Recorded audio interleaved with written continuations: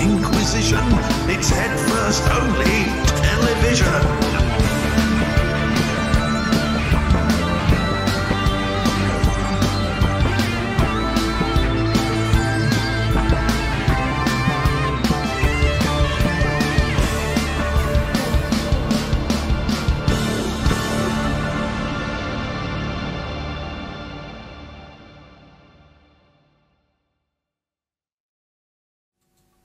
Gotta leave the headfirst only logo up for a bit so that I can edit in the show title and the episode number, because this is show number 30.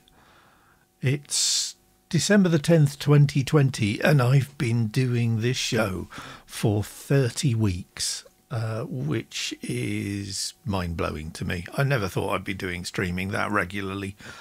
Good evening, Array of Emotions. Let's get the countdown out of the way. It is 53 days until February album writing month starts once again. 53 days until the madness is unleashed once more. And I'm really looking forwards to it this year, or next year even. 30, that's a nice amount, says Array of Emotions. It is. I mean, I'm going to keep going, but yeah, I'm quite pleased to reach that milestone. So over half a year, good Lord. So, bit more housekeeping. Hello to Muthu the Dork and Neuro, who are my new followers on Twitch this week. If you're not following me on Twitch already, then please do so. If you're watching the edited version of this on YouTube, it would be lovely if you could subscribe to my YouTube channel, click the little like thumbs up button at the bottom, and if you do subscribe and you click the little bell, you'll be notified the next time new content comes in. Good evening, Wobby123. Good evening, Atitlan66. I've got me, as Mel very kindly sent me a sweatshirt to join the Christmas gang, I thought it only right to wear it this evening. So now I have a machine gun, ho, ho, ho. And if you don't believe Die Hard is a Christmas movie, what are you doing here? So what have I been doing this week?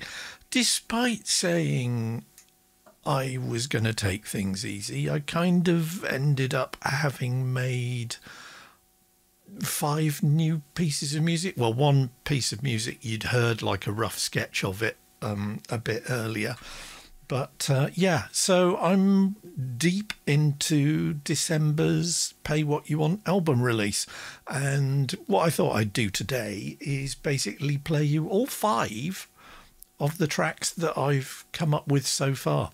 Ryako Music is on the phone with her sister, who is not very well at the moment. Don't worry, Mel. We'll catch you up when you arrive. Yeah, I've been making new music, and I haven't been buying new gear. First of all, I just like to point that out, that under intense temptation, I have refrained from buying new gear. However, if I go to screen 1, and this is one of the tracks for Decembering, which is my Pay What You Want album that will be available on Bandcamp before we get to Christmas. That's a promise. Arturia have dropped the V Collection version 8. And it's weird because only last week, as I was playing on the new keyboard and loading in various preset synthesizers from Arturia's V Collection 7, I was thinking, you know, it must be about time version 8 dropped. If you're not familiar with it, Arturia, although they make a lot of hardware synths and other DJ type oriented materials for live performance, they also do a fine line in software emulations of existing effects and vintage synthesizers. Now, I'm a vintage synthesizer nerd, as you can see from the stack behind me. So I bought the Arturia V collection when it was at version 7. No, version 6, I beg your pardon. And there are some glorious representations of some of my favourite vintage synthesizers. You guys watching and saying hello in the chat already know that I'm an obsessive about things like the Fairlight computer musical instrument, which when it was released in the 1980s would have cost me more than I paid for my first house had I been in a position to buy one. And now I've got an emulation of one that just runs on my computer here in the studio. Ditto with the New England Digital Synclavier, which was a fiendishly complicated piece of kit that Frank Zappa famously composed all of the music for his album Jazz from Hell on, because he didn't believe that physical musicians were capable of playing the sort of music that he wanted to get down on a CD. In the end, various bands have over the years proved him wrong by actually doing music from Jazz from Hell live. But there you go. So there are a lot of synthesizers in V Collection 6. There were a few more added in V Collection 7, and the pattern has continued for V Collection 8. So they've refreshed everything that's in the old V Collection, and they've added some new synths. They have added the EMU Systems Emulator 2. They've added a Juno 6, and they've added a Moog Vocoder. And they've also refreshed the Fender Rhodes Stage 73 electric piano that already existed in V Collection 6 and 7. Oh, and there's also now the Oberheim OBXA, which I actually bought when they released that as a single instrument in May or June, something like that. So anyway, new synthesizers, new emulations, tweaks and stuff to existing stuff. And as an existing owner of V Collection 7, I was rather pleased when on Monday night I fired up my Arturia software updater and it said, oh, by the way, you've got 26 updates. So I was rather pleased to discover that I already have 26 of the instruments in Arturia's V Collection 8 at my disposal.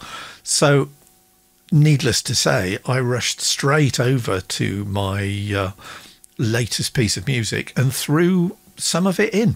So they do a shop window piece of software which is called Analog Lab, and Analog Lab 4 has been in my tracks a lot this summer because it lets you combine two synthesizer patches in one MIDI track. So it's very, very memory efficient, and I love the sounds that I get with it. I was rather surprised to see that my Arturia software had installed the new version of Analog Lab 5, and here it is. They've completely revamped the user interface, which will eventually appear. Lots of pretty colours. Oh, and they've also updated Pigments, which is their really, really high-end software synth. So this is Analog Lab 5. Titlan says, I was looking at the new instruments on YouTube earlier today. Haven't updated yet. I'm going to leave it until January because I had to buy a cooker this week, and that's kind of blown out my budget for the next 6 weeks or so. But fear not, because Analog Lab lets you play with those new instruments.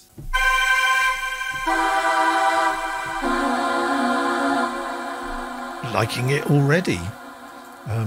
Celtic Village, this one's.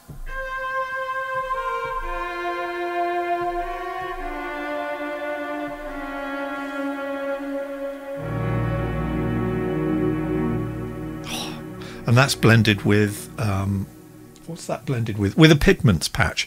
So there's gorgeous, gorgeous, gorgeous instruments in it. TR-606. That's pretty good. I love the reverb on this.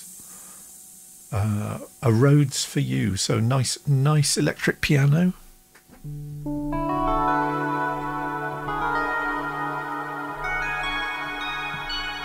Not all the patches sound like they're drenched in reverb when you play them just from Analog Lab, but that's kind of the vibe I'm going for this track.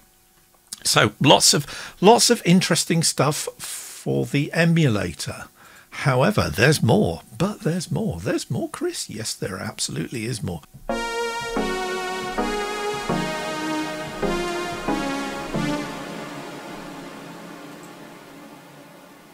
Okay, we'll leave that for the moment. So I'm going to just reload this and play you the new version of Hibernaculum, which I think in the end I actually used an emulator 2 patch for on this, and really liked it. The vocoder, you can either drive the vocoder with samples or you can use it with microphone input, and I've a feeling it's the vocoder that I'm really going to go nuts for when I finally get the upgrade, because it sounds lush, richly textured, sort of 1970s era Kraftwerk and all sorts of glorious stuff. So I'm really looking forwards to that, but you make do with what you've got. And this is what I've been up to. This is track number 1 from this month's Pay What You Want release on Bandcamp, which will be out before Christmas, as I said earlier. And this is called Hibernaculum.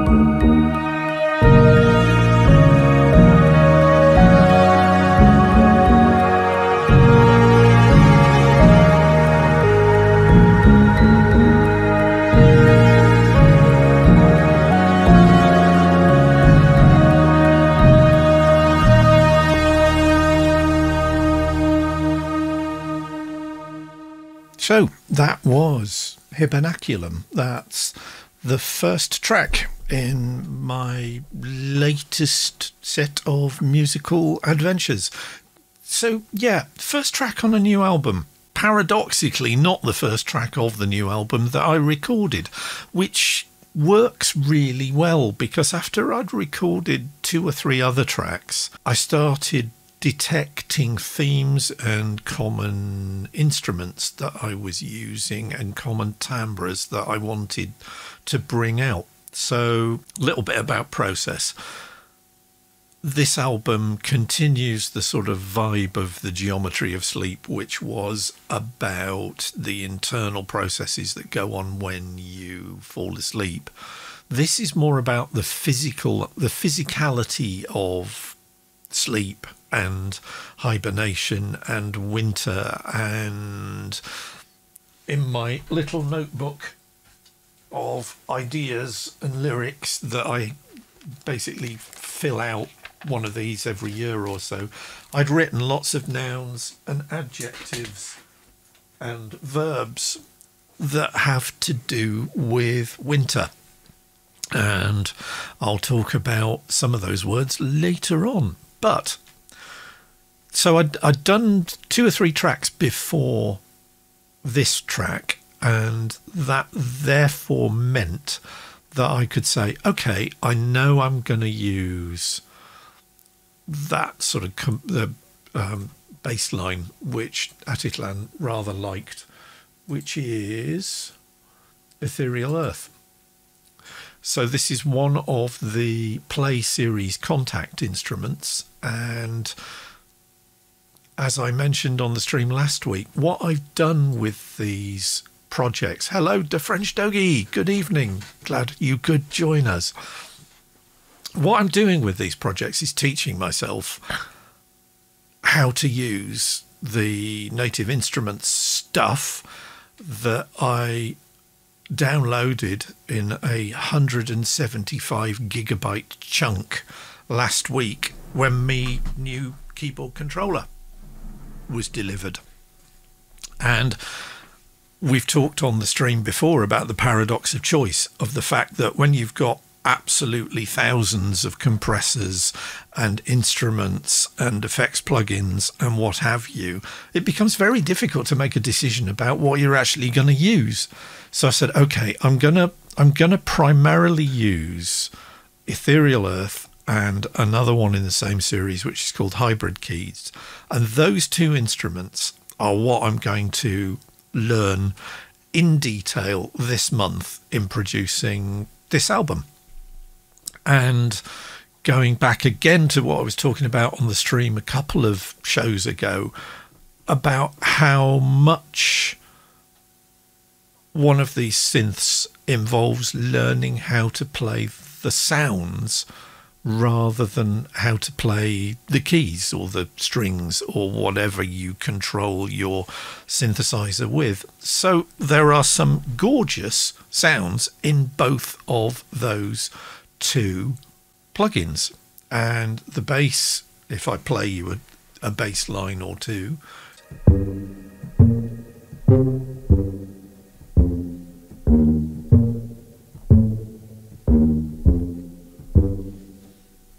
Riaka Music says, oh my OMG, you're wearing it. Oh yeah, absolutely. You've got to follow on from, we've got to follow fashion. So yes, I'm wearing, and thank you. It fits perfectly and it's nice and toasty warm as well. So yeah, nice bass, which is Ethereal Earth.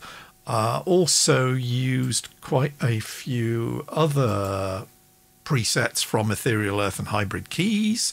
So the Hybrid Keys has some, as the name suggests, has some really interesting mutated pianos.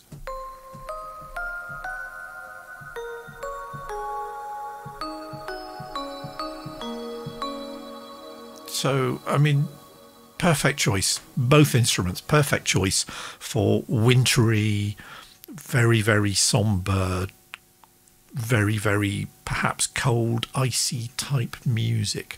The French Doggy says trap bells. Indeed. and absolutely drowning in reverb because I'm me and I drown everything in reverb apart from the bass and occasionally a bit of guitar. So I really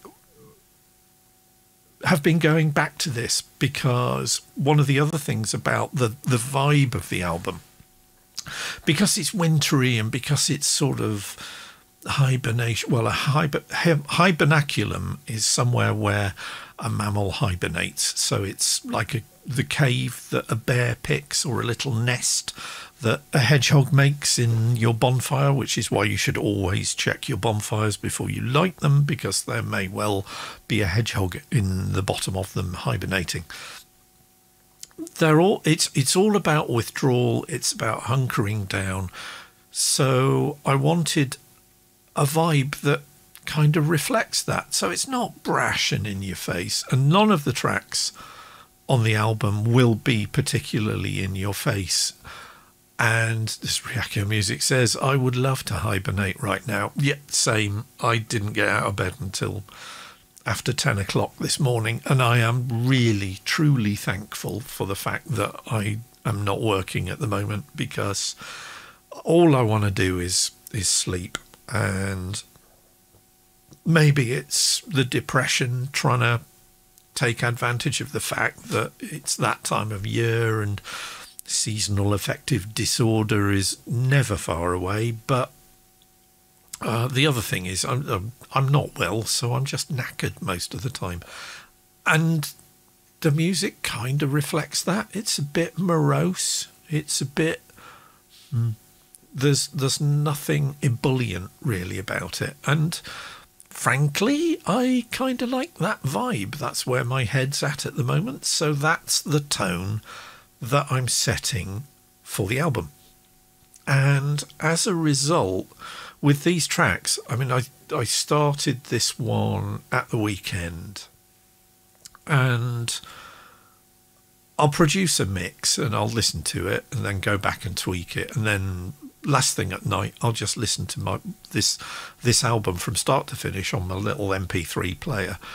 And what I've started doing this week is listening to tracks and thinking, oh, that stands out, it shouldn't do, because I want a sort of fairly homogeneous soundscape. I don't want there to be a showpiece instrument, although having said that, I mean, when you're using the Arturia V Collection CS80, it is almost impossible not to get your Vangelis on, and I certainly did. If I solo it, you will hear why.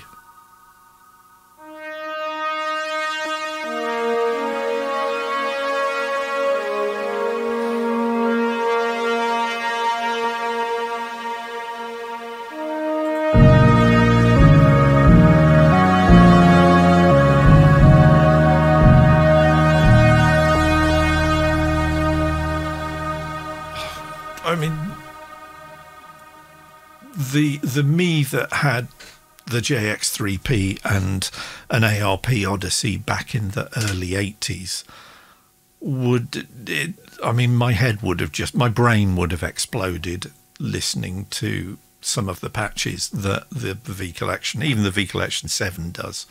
And that CS80 is the absolute business as far as I'm concerned, and I love it. So the temptation is to use it a lot, and I've tried therefore to be very, very sparing about where it crops up on the album. The French Dogie says, Chris, weren't you supposed to do a happy dance track after 5090? That's not a happy dance track. There will be a happy dance track, but not yet. I'm having too much fun being morose and gloomy. It's my natural state. So the next track, the next track is the first track that I wrote for this album, and this is kind of a bit more upbeaty. There are drums. There are drums. The other thing that I would point out is that I'm using the same template for pretty much every track, which is just the default template that I've produced for Live 10.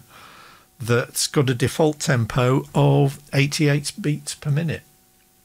And that's a bit slower than I normally take things. This one I actually sped up to 109 beats per minute, and even that, I mean, when you think Ableton's default is 120, Atitlan says, being gloomy makes me happy. Exactly, we're British. That's, especially if we live in North, then it's being so miserable as keeps us happy. Okay, this track I've played you before, but I've tweaked it, and this is how obsessive I've been getting about. You remember I was saying just now about I listen to stuff on headphones, and if something stands out, I don't like it. And the drum track on this, which is although I'm using Superior Drummer, it's a Easy Drummer expansion pack called Dream Pop. Okay, so so it's very, very treated and very, very electronic. And listening to it on headphones, one of the cymbals, this is how bad it gets. One of the cymbals was way over there on the right hand channel, and in the patterns that I'm using, it was only cropping up about once every 8 bars. And if I go back into Superior Drummer, which is why I opened it in the first place, because I was actually going to play you that cymbal, it's the one highlighted there. So if I hit the graphic, you can hear it. That. And yes, there is a lot of latency because I'm doing a lot of post-production on this, and it's running Ozone and Insight and yada, yada, yada, which is why I don't tend to record with Ozone or much on the master track, comparing with, you know, it's got shitloads of plugins in there. Okay, so that cymbal noise I liked, but it was way over on the right hand side. So I went into the innards of Superior Drummer and found that cymbal and moved it so that it's closer to the center of the mix. And the reason I liked it was that it kind of mimics the shaker that I brought up at the end. And do you remember I said last week that the shaker on this was so woefully off the beat that I actually had to use the warp tools in Ableton to get it to fit in time with the rest of the track, because it was so far behind the beat, which I guess in whatever genre that sample was created for, that was desirable. But the shaker has a very, very similar noise to that cymbal, because it's this. So yeah, I've panned it so that the cymbal noise and the shaker now occupy the same point spatially in the mix, because that's how nerdy I've been about this track. So let me rewind to the beginning, unsolo that, and you'll go, oh yeah, I remember this one. But yeah, bear with me, it has been quite heavily tweaked, although tweaked in a subtly way. Subtly way? Tweaked in a subtle way. So this track is called Disequilibrium.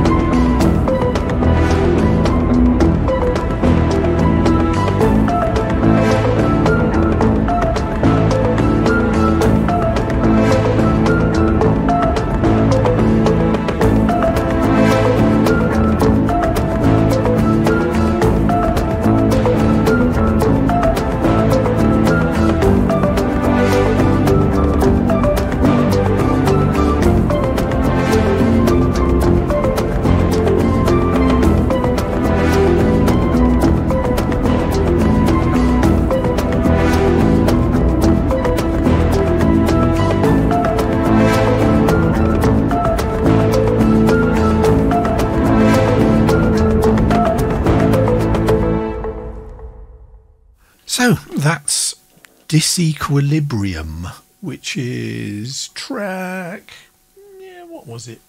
I think it's about track 3 on this. The French Doggy says, you worked a lot on this one since the first improvised stream 2 weeks ago. I remember the basic loop with the plucking synth and bass and pads. Yeah, this was the track that I recorded on a Saturday afternoon, wasn't it? When I was just sort of noodling about in here and thought, oh, I'll stream this for the hell of it. And yeah, an awful lot has gone on. I re-recorded the guitars again. Ryako Music says, it sounds better, seems peppier. I know the shape of the song now. I re-recorded some of the bass, but not all of it. The guitars I've re-recorded again. You remember I was saying I think the distortion that I was getting on that particular guitar patch might have been down to running the complete control audio interface that I've got too hot. You can see these two buttons here, or the two rotary controls there, control the input level, and I've got them, as you can see, at about 10 o'clock, and before I'd got that set to probably about 12 o'clock, which is why looking at the recording track there, the actual amplitude of the signals is a lot lower this time around. And if I solo those two guitars, it now sounds like I hear it when I actually play the guitar in here, because it's a nice jazzy kind of chord.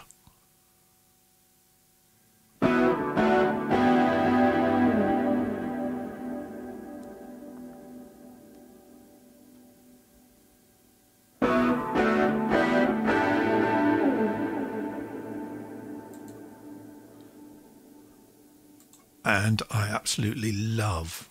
I don't know what it is. It's become one of my favourite patches on the Zoom G3, which is the multi-effects pedal that I bought, crikey, 5 years ago. They don't even make the thing anymore. It's been upgraded. Ryako Music says, it sounds better, seems peppier. The guitars sound a lot nicer and less shrill. Yeah, it's all about the mids. I don't want high end on those guitars. That track has, as the French Doggy says, been tightened up a lot. There's an awful lot of new pads on it. I changed things around, and once again I bought a couple of new synths, so thanks to Atitlan, there's an awful lot of Iris 2, which is made by Isotope, on this, and I'm really taken with that as a synthesizer. It's really, really my sort of instrument, so I'm very, very pleased with Iris 2. But again, there are one or two signature things that I'm beginning to drop in this track. So there's my old favourite, which is to use the Korg M3 that I've got behind me here with me cinematic piano preset.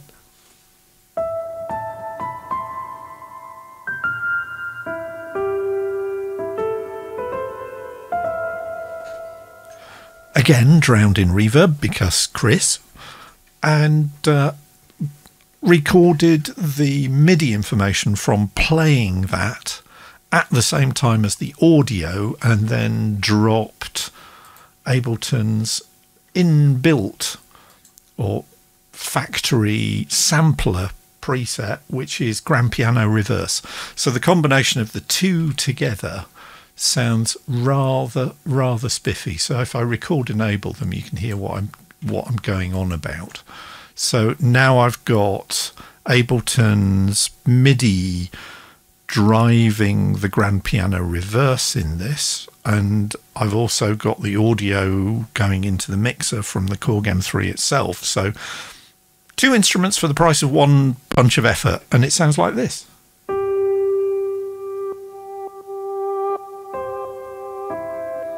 And if I hold a chord, the grand piano reverse starts arpeggiating, which is lovely.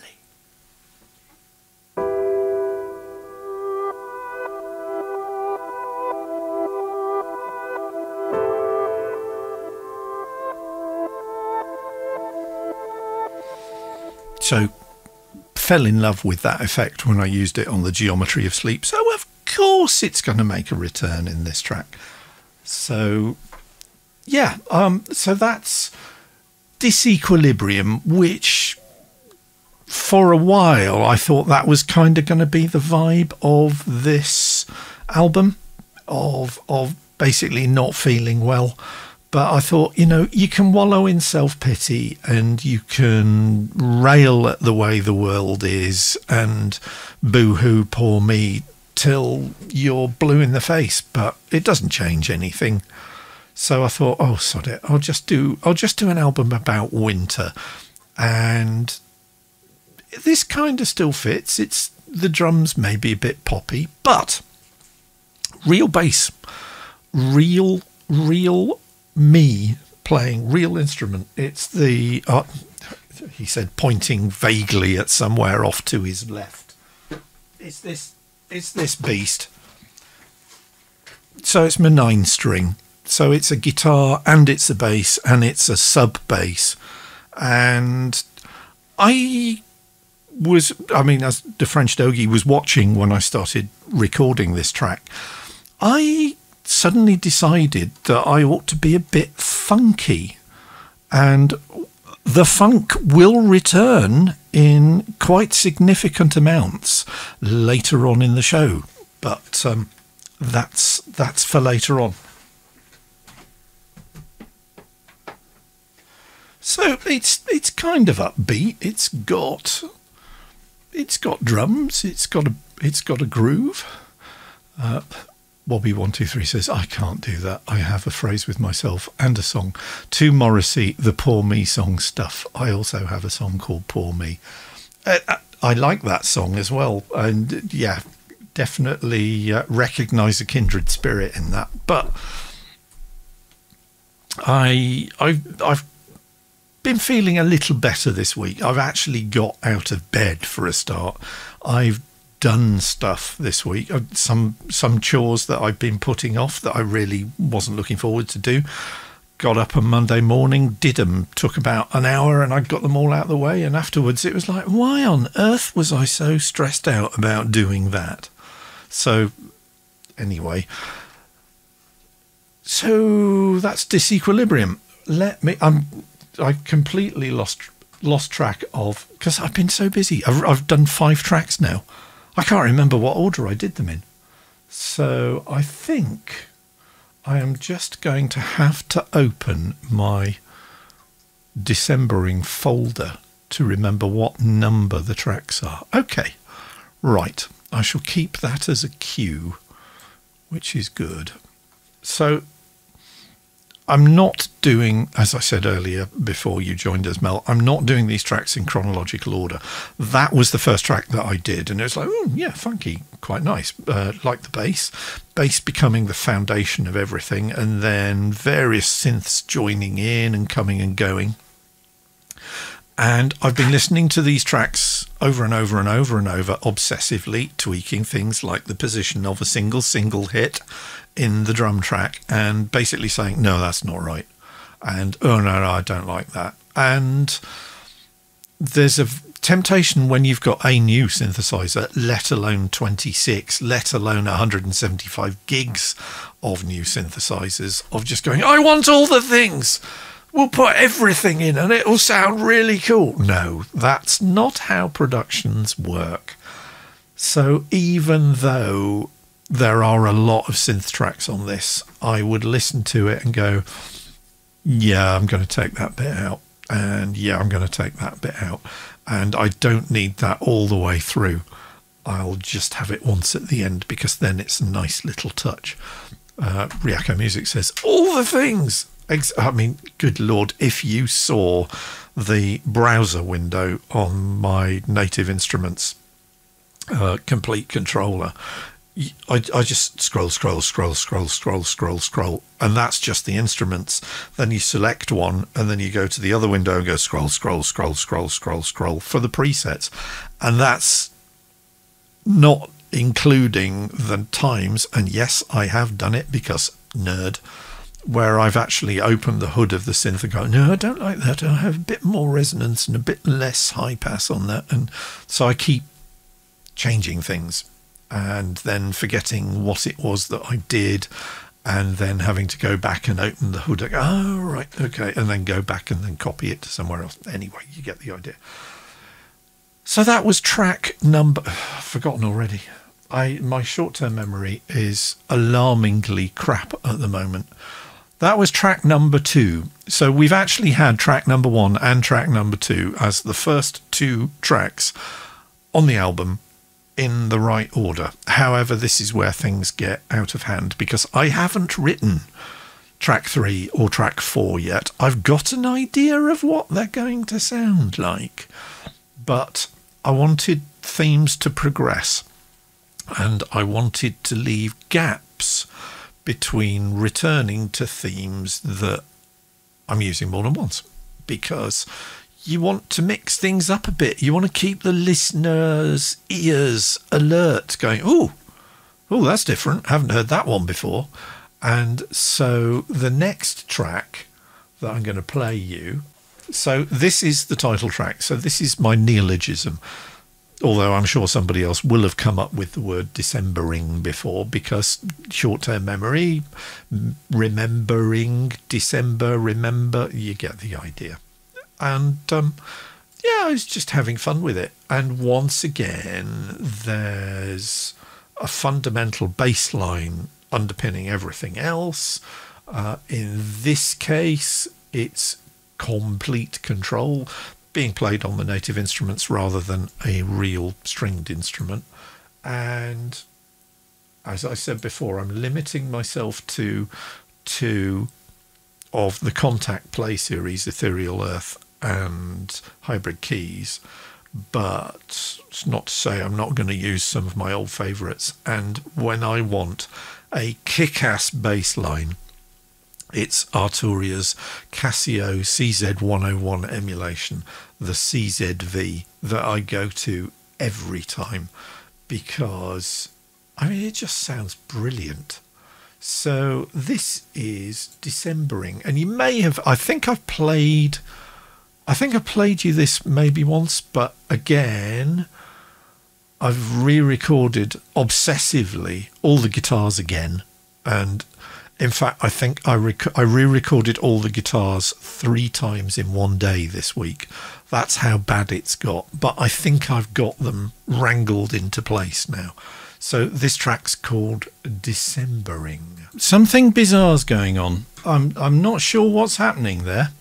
I'm getting, and you're hearing it as a really sort of nasty, staticky sound coming out of this. So if you'll bear with me, I'm gonna just shut down a few superfluous programs and I'll try running it again. So I do apologise. And Asislan says, I've loved CZ101 a bass since I had the real thing back in the dim and distant past. Oh, I really, there are 2 synths at the moment that I'm really jonesing about, really wanting a physical version of it. And the first one is, of course, the Yamaha DX7, which I profoundly regret never buying. But a real CZ101, I would love to get my hands on one of those. Shall we have another go? I do apologise. So, yeah, there are things going on with this that, yeah, I have no idea what's causing it. It's as simple as that. So let's have another go.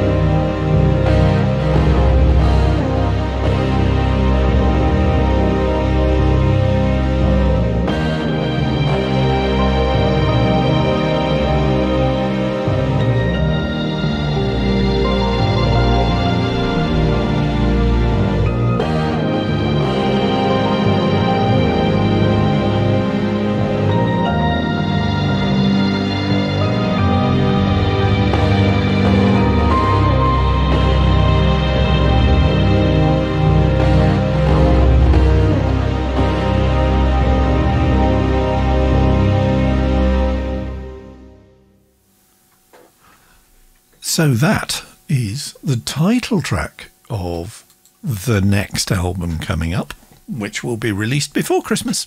Pay what you want over at headfirstonly.bandcamp.com. And thank you to all of those people, lovely people out there who've bought, played, streamed, downloaded, or otherwise promoted the album. And thanks very much, Mel, for plugging me yesterday on your stream. That's much, much appreciated.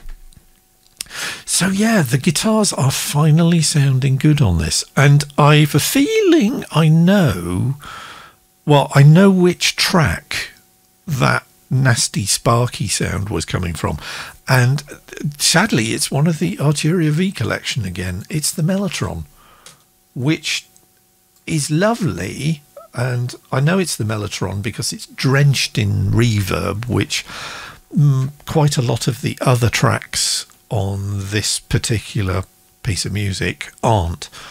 And although it's a lovely, lovely sound, I love it to bits, listening to it on headphones, it was taking over, which I don't know if you can see it with the resolution of the screen that I'm streaming at, because I only stream at 720p in an effort to make the stream stable, but also to sort of, to prioritize the audio track.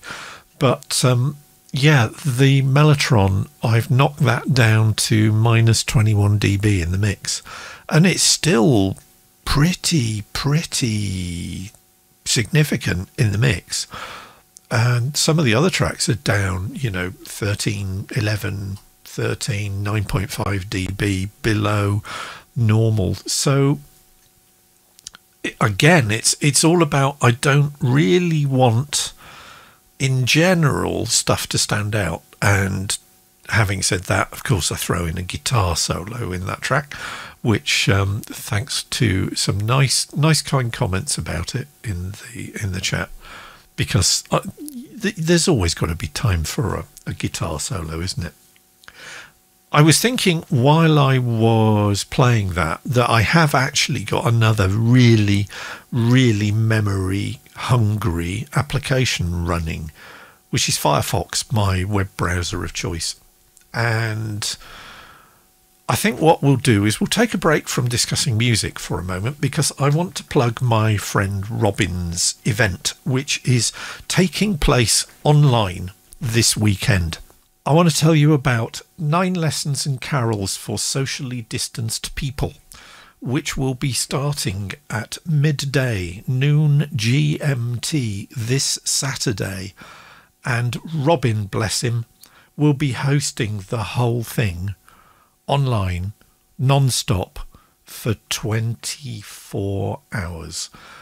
You need to tune in and watch this, because it will be fantastic. And if you can donate, even better.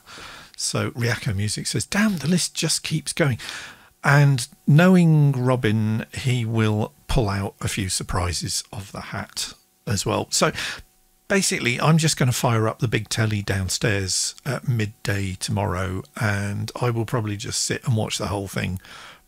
It's just a whole bunch of people being beautifully optimistic about the future and creativity and what science can do. Ryako Music says, so how long is it? I'm not kidding. 24 hours. They start midday Greenwich Mean Time this Saturday, and they will finish. They'll overrun. I mean, it will, knowing Robin, it will probably be getting on until Sunday evening before everybody does their thing. Because even when it's a 3-hour show at Hammersmith Odeon, they overrun by half an hour. And the Hammersmith Odeon shows are fantastic, because you never know who's going to be on the bill. So I went one year and the show was closed out by New Order. I thought, okay, they can't possibly top that. Next year, the show was closed out by Duran Duran. That's how good they are. Highly recommend it. So do tune in. Cosmic Shambles Network is the main website. If you search online for Cosmic Shambles, that will point you to the event on YouTube and to the websites where you can make a donation. Highly recommend you do it. So that's what I'm doing on all weekend, apart from on Sunday night, when obviously I will be returning once again with my Is It Form Yet show on Sunday night at 2100 GMT. And because Mel wasn't with us earlier, let me just reiterate, it's 53 days until form starts once again. Not long now, less than 2 months. Right, so I've closed Firefox down. That's probably freed up absolute screeds of RAM on this machine, which means that I can now go over and load one of the more complicated tracks, which is called Solstice.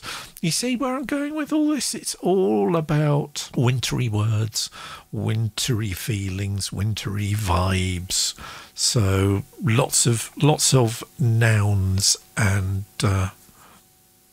adjectives and verbs. And I learnt a new word this week. Bruma, B-R-U-M-A, is the Latin word for the shortest day of the year, which takes place, I think it's next week on the 22nd, but latest sunset happens, I think it happened yesterday, and the sun set here yesterday at 4 o'clock in the afternoon. Bruma, says Riako Music. Exactly so. And you'll see why I learnt this word when we come to the next song. But a song, track, whatever. Wobby says 21st. Brilliant. I knew we'd have somebody with astronomy expertise in the chat to feed me the right thing.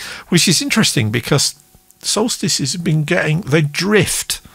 And there are some occasions recently where it's got as late as the 23rd, which is quite unusual. Right, I've waffled long enough for Ableton to actually have loaded the new track. And again, it's got the Korg M3 cinematic piano with grand piano reverse. This actually does have real bass guitar.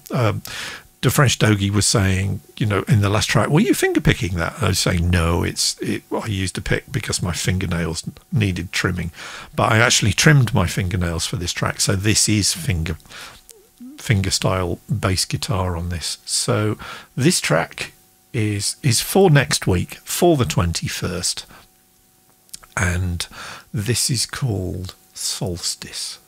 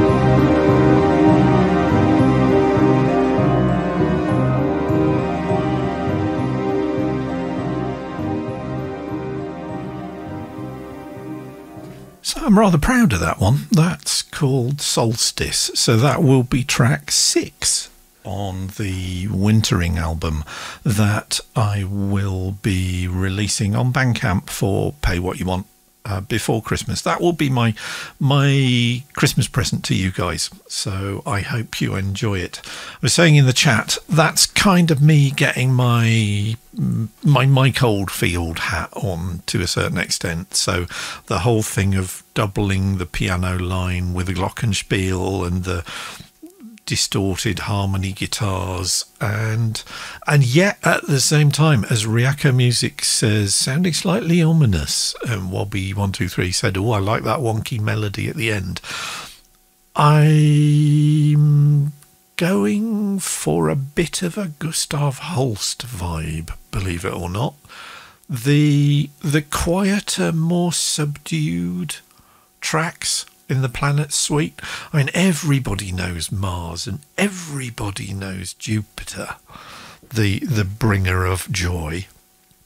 But the other tracks, as you go further out beyond Jupiter to Uranus and Neptune, those are the tracks in the Planet Suite that I really, really like. And they have that, I mean, all right, there's no choir in this, but the vibe in those last 2 tracks in the Planet Suite, just do it for me. If you've not listened to it in its entirety, please do so, because it's so much more than dum da da da da. Array of Emotion says Mars is the blueprint for every Nile song ever. Yeah, it's. Atticlan says glocks or bellish synth sounds are always nice to add air to a mix, especially if there's quite a lot in the bass register. And yeah, I mean, I'm not going to show you Tonal Balance Control's opinion of these tracks because it would just be embarrassing. Okay, talking about solstices, our friend and colleague Wobby Wobbit, Wobby123 in the chat, is doing a live stream on Zoom and elsewhere on Monday the 21st of December at 8 p.m. GMT on Zoom with a team of performers and banter, Wobby says. Wobby Wobbit's Winter Warmer. Songs, comedy, poetry and convivial banter. So go over to wobbywobbit.com. That's Wobby with W's. wobbywobbit.com for the details. And that sounds like a fun evening. So that's a week, no, 2 weeks on Monday, isn't it? Or no, a week on Monday. Yes, a week on Monday. Do your maths, Chris. Goodness me, my cognitive faculties, despite the fact that I've had far too much caffeine today, and I will probably have to take something to come down at the end of this. But yeah, I really notice editing this down afterwards how many times I struggle for words, and I never used to be like that. And maybe it's just with not working and taking my foot off the accelerator a bit over the last year or so since I've been ill, but goodness me, it's like, no, the word you're looking for is when I'm editing. But anyway, Atticlan says, also handy for spreading the width without being too imposing. Indeed, they're like sprinkles, says Ryako Music. And Ryako says, I like how they punch through. And yeah, I'm learning an awful lot about mixing as a result of suddenly having a lot of orchestral instruments, because orchestras evolved with the different sections taking different slabs of bandwidth in the frequency spectrum. And it's the glocks and the triangles and the tubular bells up at the high end that really add the interesting flavour and nudge my tonal balance control reading for the highs up off the floor occasionally. But yeah, I didn't know where this was going to end up. I started with, as I've done with a lot of these, going back to to talking about the two instruments that I'm using from Native Instruments Play series. I'm using hybrid keys, and I think it was the hybrid keys patch that I was just playing around on this thing and came across this particular patch, which is called chemtrails of all things, would you believe? But if I rewind to the beginning.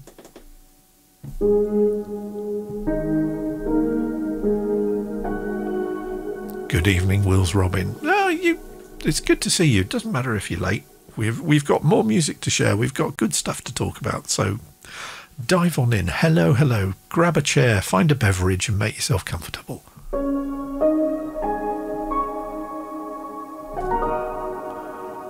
So the whole track, it was like, oh, I like that.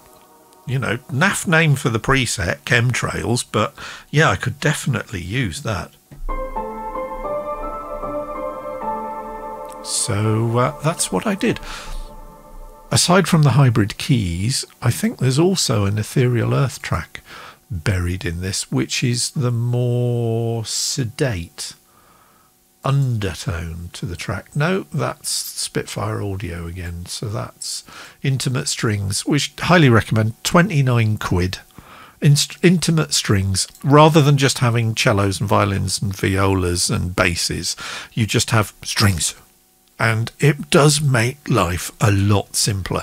There's also another originals one called Epic Brass and Woodwinds, which I've also got, and that does the same thing. It's just brass and woodwinds, high woodwinds, low woodwinds, and it makes it very easy to come up with some really, really, really interesting noises.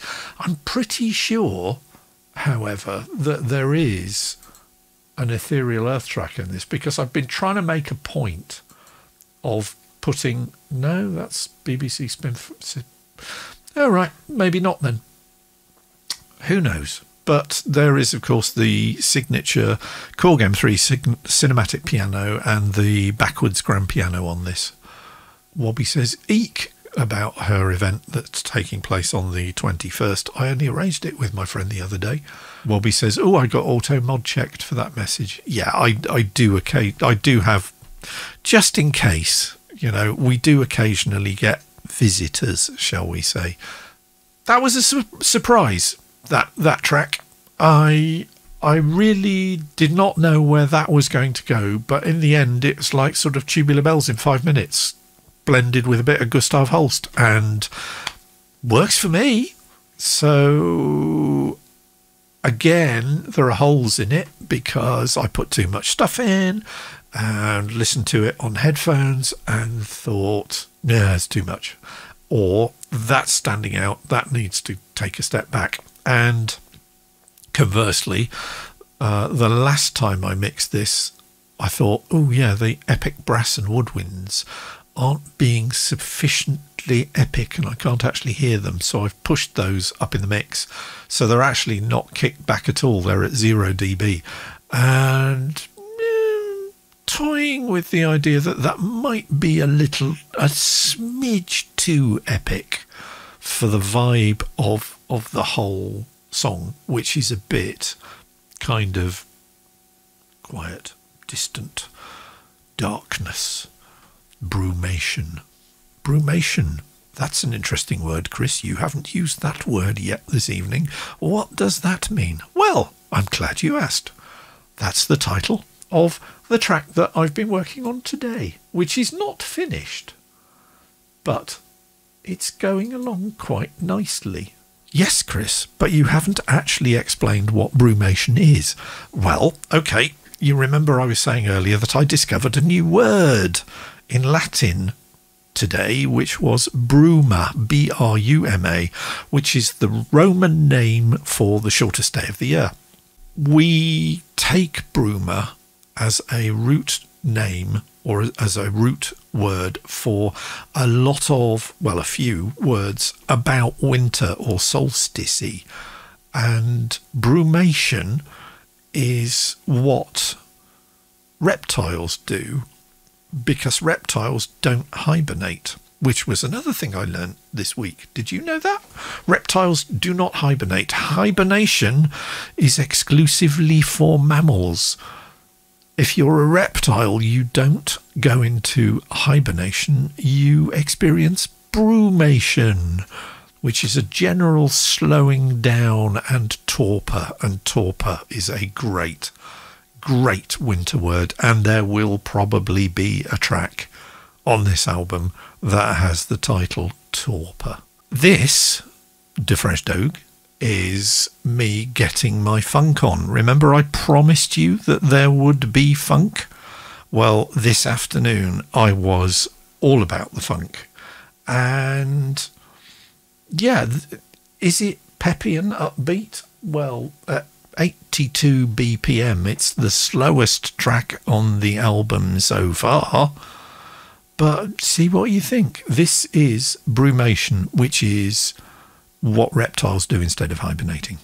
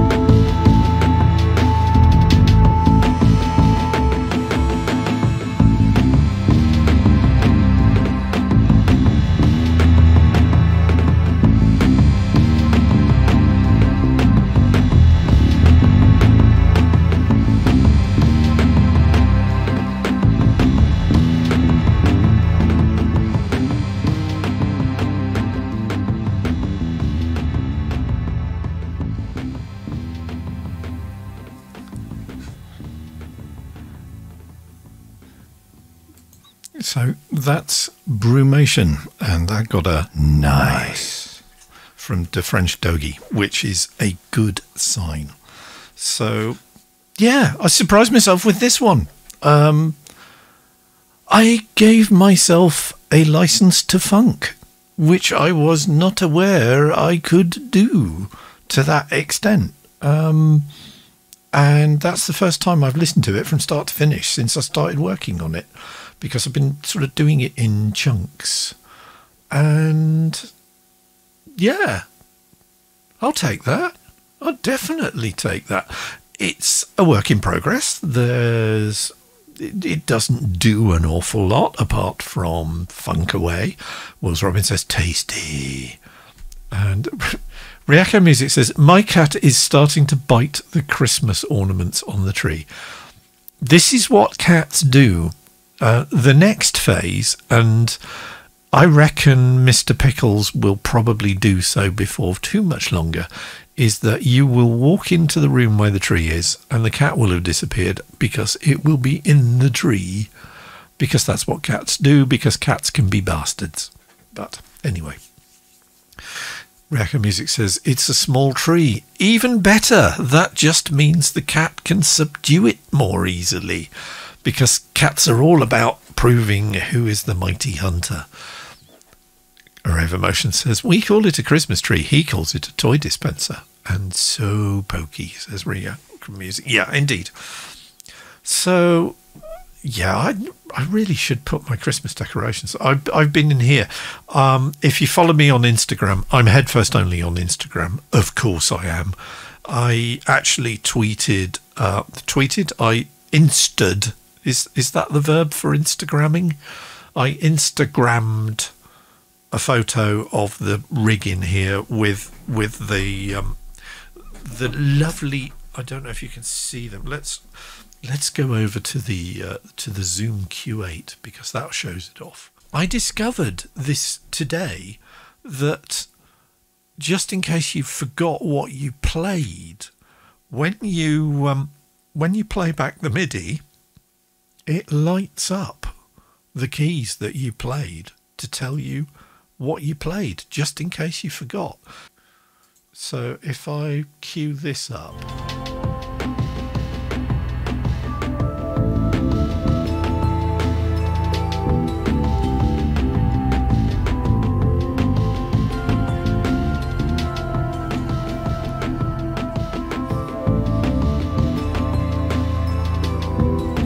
how cool is that? So there we have it, a marathon, 5 tracks of new, relatively new, absolutely brand spanking new, or, oh, I remember this, pieces of music from yours truly, HFO, here live in the HFO studio just north of Bristol in the UK. I got involved in a discussion with Robin, strangely enough, on Facebook today about Close Encounters of the Third Kind, which Robin has said he hadn't seen for like 30 odd years, and that is still one of my all-time favourite movies. When Star Wars came out, it left me completely cold, but within that 6-month period, Star Wars came out and Close Encounters of the Third Kind came out. The movie just blew me away. I mean, for a start, it's got Terry Garr in it, who plays Richard Dreyfuss's wife, Ronnie.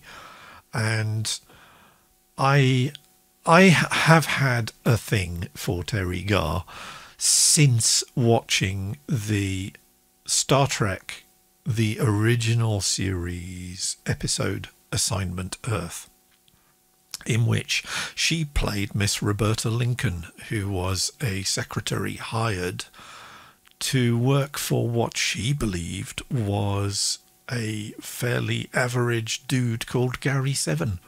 But of course we know that Gary Seven was actually an interstellar operative from a distant galaxy who was there to protect the future of Earth. And that episode of Star Trek, the original series, Assignment Earth, was actually intended, because it was the season closer for, I think it was season 1 of Star Trek, the original series, so the Kirk and Spock Star Trek episode. And it was the season closer for a reason, and the reason was that they were going to make a spin-off series called Assignment Earth, which would have been the future or further adventures of Gary Seven and Roberta Lincoln, or Robert Lansing and Terry Garr. And I want to live in the universe where that show was a thing. And yes, I am aware that there is a comic book series that took that idea and ran with it, but I just loved that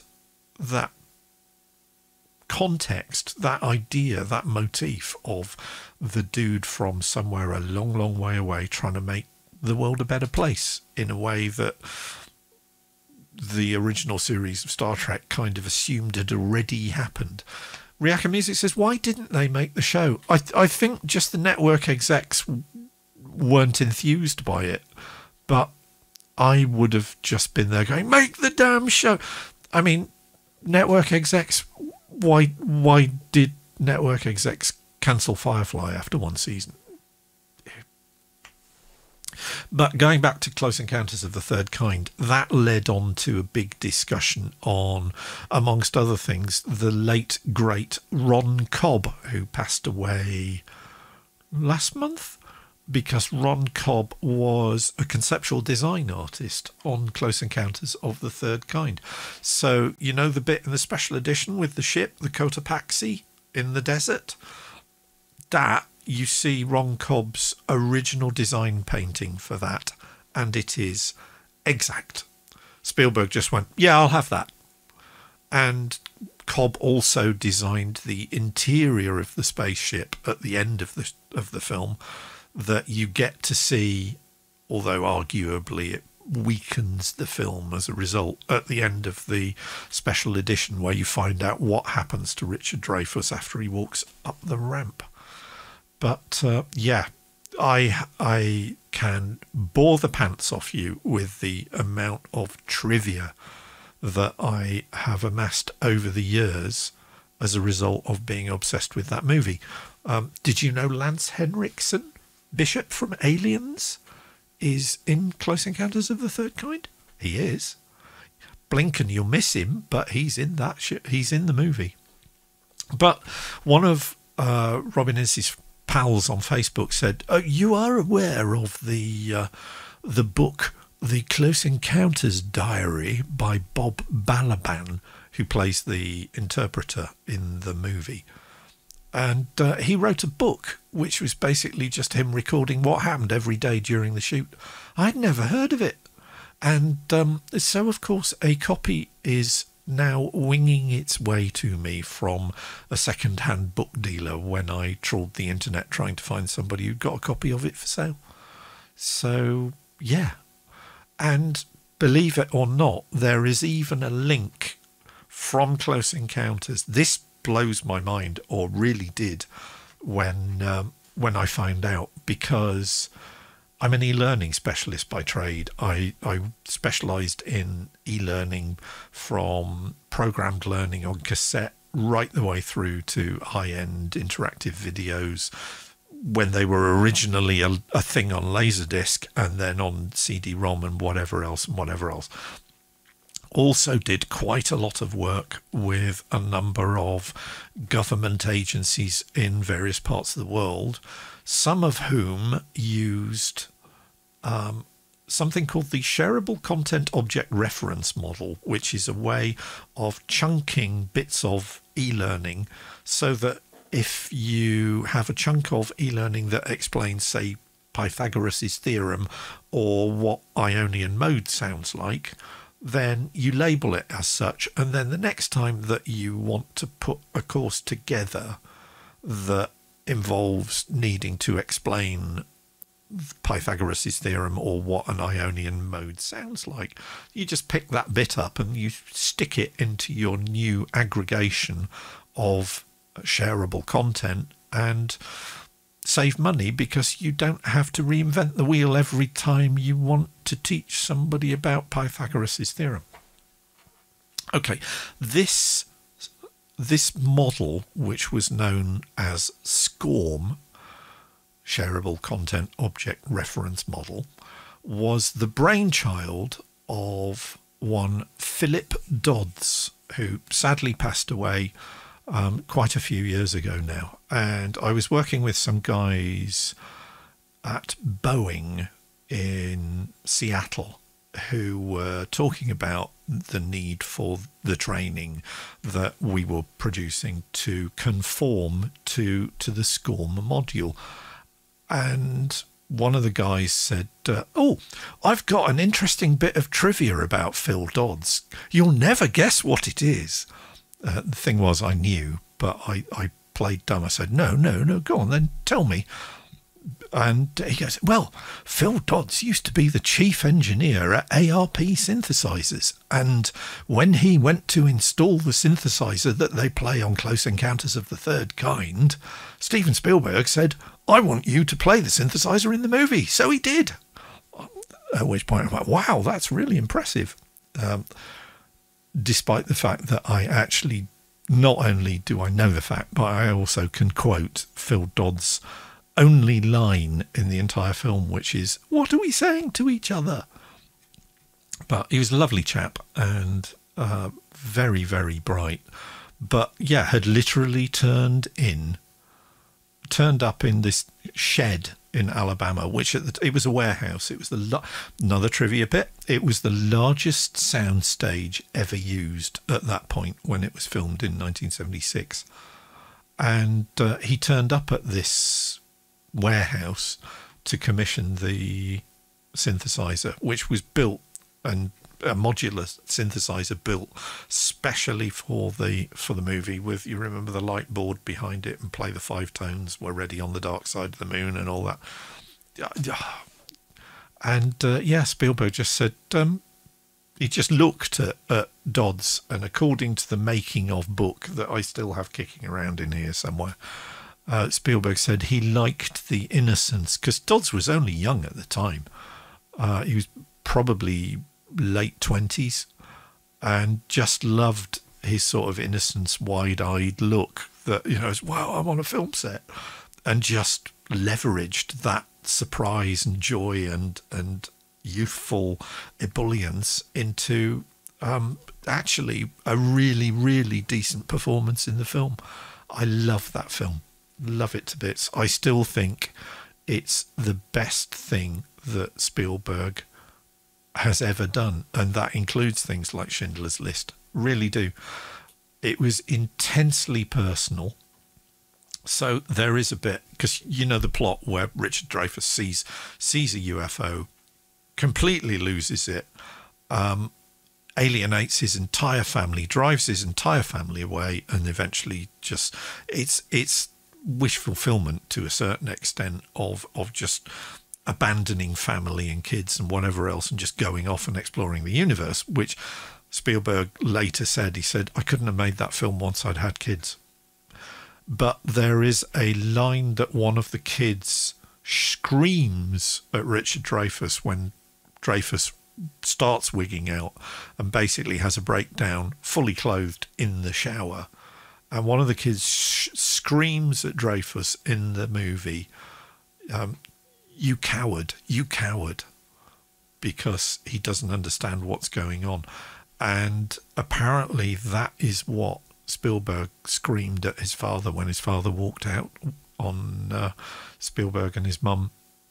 So, yeah, when you know that fact, it really gives that scene tremendous power. It's a stunning film all round. It really is. And yeah, that's definitely got to count as Squirrel of the Night, hasn't it, really? Because how long... Ryako Music says, holy crap, that is dark. I know, right? I mean, everybody thinks of Spielberg, even on something like Close Encounters, of it being a really fluffy, lightweight, you know, oh, wow, oh, isn't it nice? Clouds and aliens and flying saucers and everything. But there's a lot of serious darkness in the trajectories of the different characters in that movie. Atitlan says, Close Encounters of the Furry-tailed kind. Yes. That could lead us into territory that perhaps we should steer clear of. But yeah, it is a great, and another great bit of trivia, the Project Blue Book guy who famously irritated an entire community by dismissing sightings that they had made of strange lights as swamp gas was a Professor J. Allen Hynek, and he was the guy who invented the classification system of Close Encounter of the First Kind is seeing a mysterious thing in the sky and you don't know what it is, and up to Close Encounter of the Third Kind, which is Contact. And Hynek is in the movie. He is the very, very dapper, goateed, pipe-smoking scientist who basically just stands in front of the camera and goes like this, holds his pipe. So he gets a really, really blatant cameo in the movie. And even as a teenager, because I'd been a flying saucer nerd since my dad brought home one of George Adamski's books in the 60s, and I'd only have been 6 or 7 at the time, and it's like, this is great. I'm reading what at the time I completely believed, although now going back to, I mean, Adamski was a charlatan par excellence, but Desmond Leslie was a really interesting dude who co-wrote the book. Certainly Flying Saucers Have Landed, he co-wrote with George Adamski. George Adamski claimed that he worked at Palomar Observatory just near LA and ran basically a saucer contactee cult in Desert Center, which is not far from where our friends Scott and Deborah live. And he would present himself as being an authority on aliens and space and everything else, and would give his card saying that you know, George Adamski, Palomar Observatory. He did work at Palomar Observatory, but as far as I'm aware, his place of employment at Palomar Observatory was the hot dog stand. Lovely. But yeah, Adamski visited Europe and claimed that he had a private audience with the Pope. There is a wonderful book, can't remember the author, but it's worth tracking down, called Looking for Orthon, which is a biography of Adamski. But because the world is weird, the week that George Adamski passed away, a dude in the north of England had a flying saucer sighting, which he claimed a humanoid being had landed, and told him that, in the witness's own words, his name was Yamski or something similar, at which point all the flying saucer community went, huh? Weird story. Riaka Music says, oh, Scott and Deb, I miss them. I miss them too. I miss the whole Gibson board crowd. I really do. And if any other Wigbers are out there watching or stumble across this in days to come on YouTube or on Twitch or anywhere else, then yeah, we miss you guys. We really do.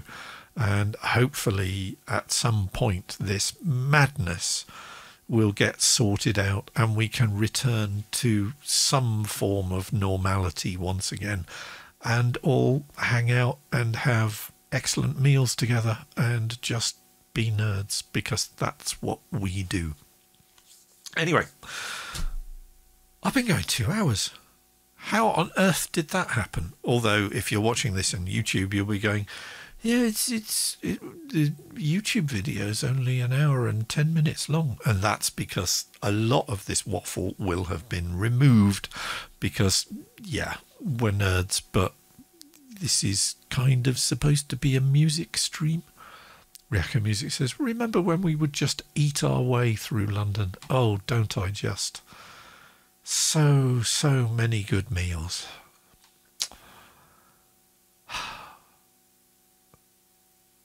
Indeed. So it will happen. We will do that once again. I'm sure we will.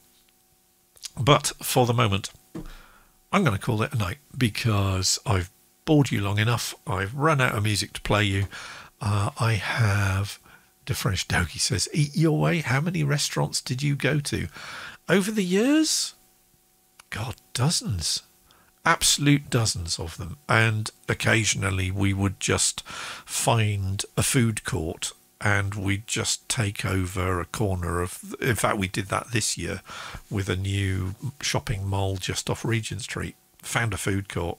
We just turned up mob-handed, basically took over a corner of the eating area and just went, so you try the Mexican, you're going to try the Thai place, I'm going to go and get some of the Chinese food, and we'd all come back and go, this is really good. So everybody else would go, right, I'll go and get some of that as well. Absolutely wonderful. I think Riaka Music says, it was lovely. I got the roti. So much food. Oh, my mouth is now watering as a result of reminiscing about this. I think we were in there for about 4-5 hours and then went and hung out with William Gibson for the evening. So it was a perfect day. If ever you were going to get one, that was a perfect day. May the rest of your week, if it can't be perfect, at least be tolerable. And whatever you're doing, stay sane, stay well, stay safe, wear a damn mask, and I will be back on Sunday night at 2100 GMT, 2200 Central European Time, with another edition of the Is It Form Yet show. And we hit 30. Show number 30 this is on the Twitch live streams. If I'm checking my notes, I am correct. We also reached double figures in the Is It Form Yet show on Sunday night. It will be show number 10. So until then, look after yourselves, everybody. Take care. Have a good night. And I will see you on Sunday.